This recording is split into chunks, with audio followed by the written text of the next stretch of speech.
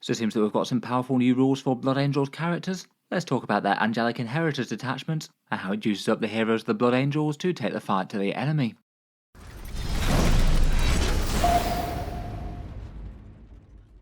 Hello and welcome back to Auspex Tactics, where today we're talking Blood Angels, and in this video we're having a look over their new detachment, which adds a few powerful new options to the table.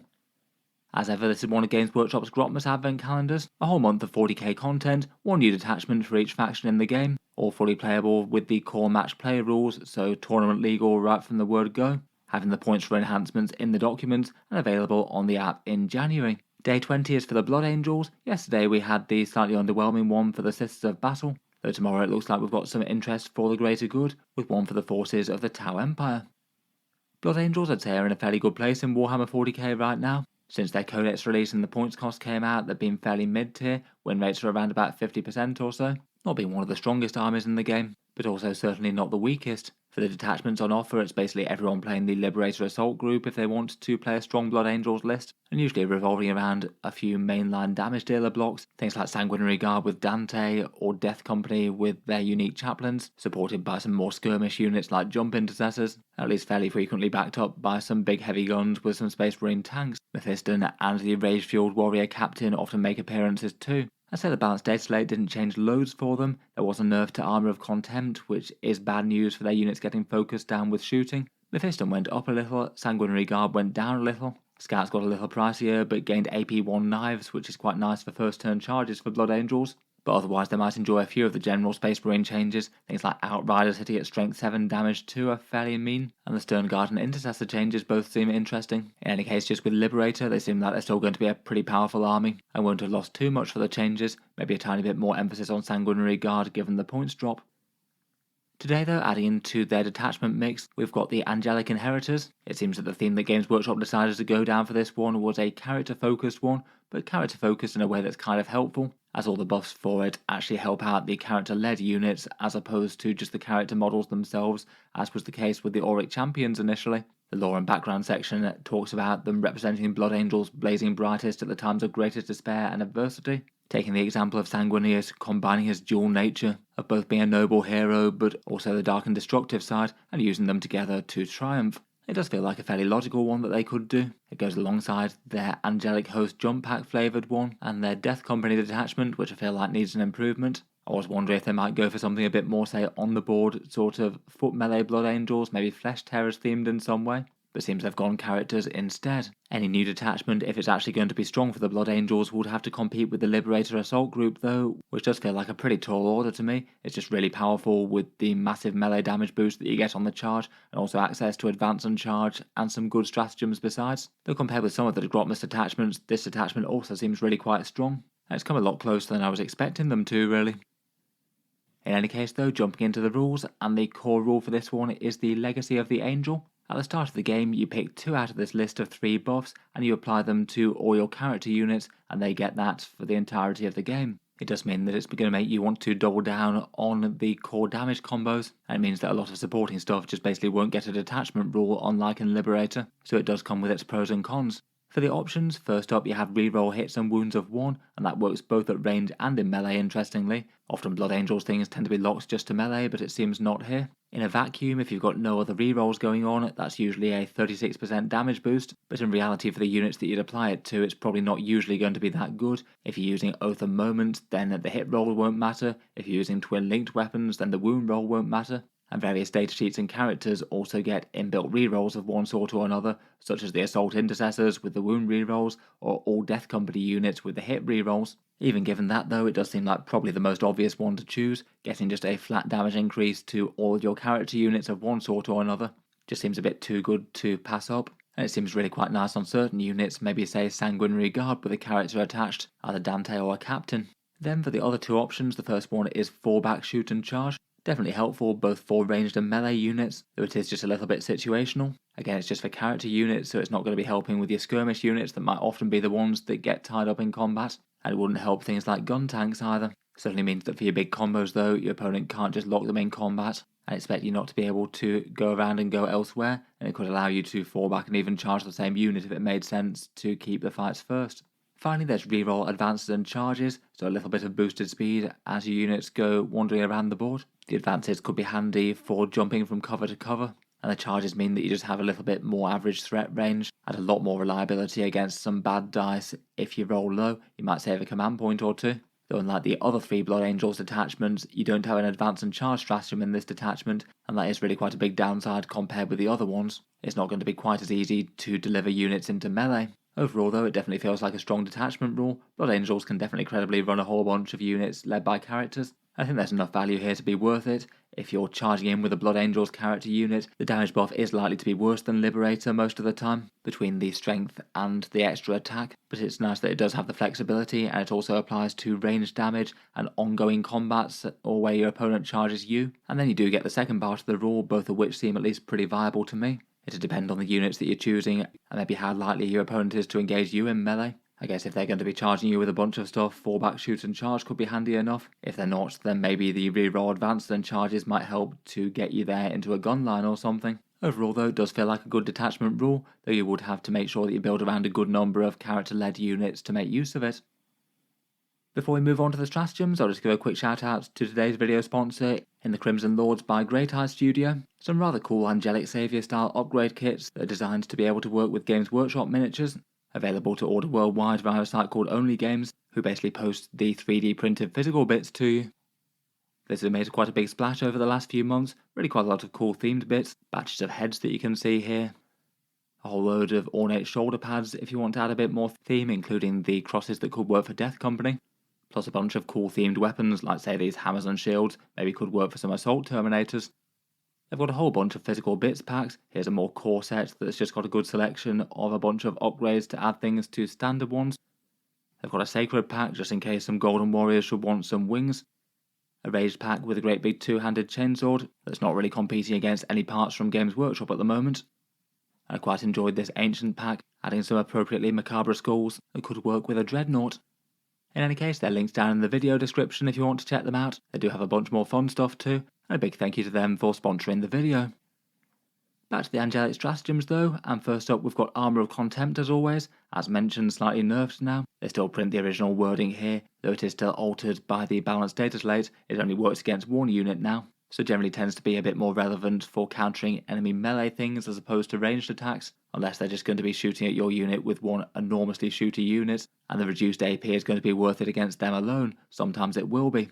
For their unique stuff though, first up we have Focus Fury for 1 command point. This one's pretty close to Red Rampage from the Liberator Assault group, which is great, as that one's really quite a powerful stratagem. For this version you get lethal hits in melee for any unit, but if you're also a character unit you can also gain the Lance keyword as well, so that's also a +1 to wound on the charge. Lethal hits is just pretty handy to be able to access on any unit, but a character-led unit will find this just a little bit better than Red Rampage, given that you don't have to take Battle Shock directly after, and you're still getting really quite a nice damage buff with those reroll ones to hit and wound, even if it might not be quite the same as the +1 attack and +2 strength. In any case though, this one's a really strong damage dealer one, and I feel like you'd be using it really quite a lot whenever you had a big scary melee unit charging into something important for the enemy.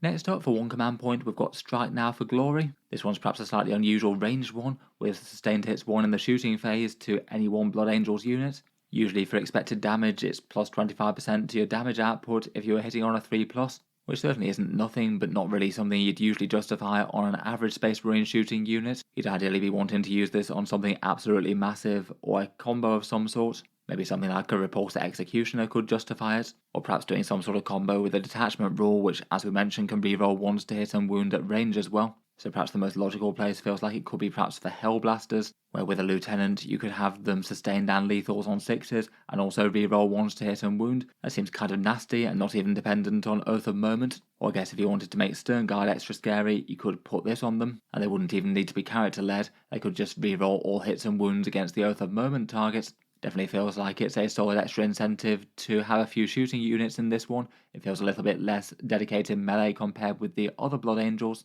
Next up, for 1 command point, we've got In the Shadow of Great Wings. This one's for a character unit, and it prevents them being shot at greater than 18-inch range when they're targeted. These ones are always pretty powerful ones when they come up, though I feel like you'd want to use them kind of situationally, or allow one character unit to move up safely before making a charge, as opposed to try and do it every turn. I guess it could make for a fairly safe home objective style unit, maybe if you had something with long range, but I feel like most of the units that you could apply it to just probably aren't really going to be worth the damage output given the character that you need to lead them. I think it will probably be more useful on your big melee damage combos jumping forward and being nice and disruptive and turning off some enemy shooting if they had things that weren't able to get that close. I guess could also be nice for something like Hellblasters as mentioned, if you're building around a shooting damage combo for them. Again, this could potentially make them harder to hit back. They'd have 24-inch range on their guns, but this would deny things to 18 inches. Anything that's further back wouldn't be able to hit them, or they'd have to venture quite close and into threat range. Next up, for one command point, we've got Instant of Grace. This one basically allows you to put the character keyword in your unit for a turn. It runs from your command phase to your next command phase. On the right thing, this could be pretty interesting. It'll grant you the reroll to hit and wound of 1, and on average that's a 36% damage boost as mentioned. If you didn't have any other inbuilt rerolls, then that could well be worth it. Perhaps for something like a squad of 3 sanguinary guards charging in when they don't have a character. They could flex into a little bit more damage if they need it. And I guess in theory you could even double down on this with the Red Rampage equivalent. So you could have a squad without a character get reroll 1s to hit and wound, and also the lethal hits and lance. That'd be quite spendy at 2 command points, but it could take a unit going from being a sort of medium threat to a seriously very scary one. It could also be a nice way to flex into fallback shoot and charge as well. I feel like that could easily be worth it on certain infantry units if they get locked up, to be able to move around and change position and attack the things that they want to. Overall, it definitely feels interesting, though I feel like you'd be tempted to put characters in at least the majority of your big scary units. This does mean that maybe you could justify one without though, and just trigger this if and when needed. Finally, for one command point, we've got Onto the Burning Skies. This one allows a jump pack unit to return to reserve at the end of the enemy fight phase. You can't do it within engagement range unless you're the Sanguinor, so kind of interesting that he could bob out of the fight phase, and I guess potentially just after he's appeared via his Miraculous Saviour rule. He wouldn't be able to do the Miraculous Saviour again though, as that's once per battle. This one's definitely a handy one to have though. It means that you could have jump units go up into the skies late game to be ready to jump down for secondaries, maybe some suppressors or jump intercessors perhaps, or perhaps could be alright for a big damage block. Dante with Sanguinary Guard could be dropping down with an 8-inch charge, re-rolling innately with no need to spend CP on it. It's still only a 66% chance to make the charge, so still risky, but at least odds on I suppose. It could potentially be more use on ranged units versus melee though, maybe things like Inceptors perhaps, as at least they'll be able to reliably deal their damage output once they drop. Overall, the stratagems do feel like really quite a good set of these. Most of these seem useful in one way or another. Some nice extra damage ones, and some nice utility ones, with shielding from shooting, and return to reserves on offer. Finally, we've got the enhancements. Prescient Flash is scouts for the unit for 6 inches. That one costs 20 points. That feels like it could be pretty intimidating for a unit that's trying to make an early charge. You could get some scary melee things towards the enemy nice and early, and potentially be a bit flexible with it. Maybe have your character supported block move up into the midboard to play aggressive, and maybe even do a first turn charge if they've deployed too far forward. Or if they get first turn, maybe take shelter behind a ruin so they don't get shot. Next up, for 15 points, there's Troubling Visions. This one's a once per game ability to allow all 3 Angelic Legacy abilities rather than just 2, and you declare it in the command phase, so you have to go a bit ahead. I guess if you're picking the damage one, then that would either be the fallback shoot and charge one, or the reroll advances and charges one, depending on which one you didn't select for that game. I feel like both of the others could be good to flex into, either for a little bit of more reliability on the charges if you need it, or if the unit gets tied up in melee and it makes sense to duck out and charge something else. Feels like it could be nice enough to have as a points filler, but maybe not as predictable as some of them perhaps. Next up, for 20 points, there's Blazing Icon. That's another one of the ones that prevents overwatch against the unit. It feels like Games Workshop's handing that out really quite a bit to these Grotmus detachments. I guess it's nice to have the reliability that your unit just wouldn't get shot even if it has to go and assault something that's really scary on Overwatch. Maybe units like Land Raider Redeemers or Rubik Marines, or various enemy units that get sustained or lethal hits on them. Certainly doesn't seem awful for 20 points. Blood Angels units tend to be a bit more about the damage than defense. And finally we've got Ordained Sacrifice for 25 points. This one's a 2+ chance to revive on death at the end of the phase with 3 wounds remaining. Quite a big commitment with these, given that it actually banks on your entire squad being wiped out and the character killed, and then only then you come back with quite a fragile unit that might well get killed next turn, but it could allow them 1 extra turn worth of damage dealing or the odd point scoring thing. It perhaps could be nice enough on a combi weapon lieutenant to make them even more annoying to kill if you really want it. They are getting to a unit that's about 100 points for what he does though. but otherwise I guess could just be alright on some captain or something that's charging up the board and is likely to take a lot of fire and their unit might get wiped. Overall I feel like most of these are pretty usable. The scout one definitely seems nice to get some scary melee up the board dead quick. Counter Overwatch might be nice to have, and the other two seem fine. You'd have to weigh these up a bit versus having the named characters to lead various units though. I feel like a fair few of them could be the first choice that you have for certain Blood Angels things running around.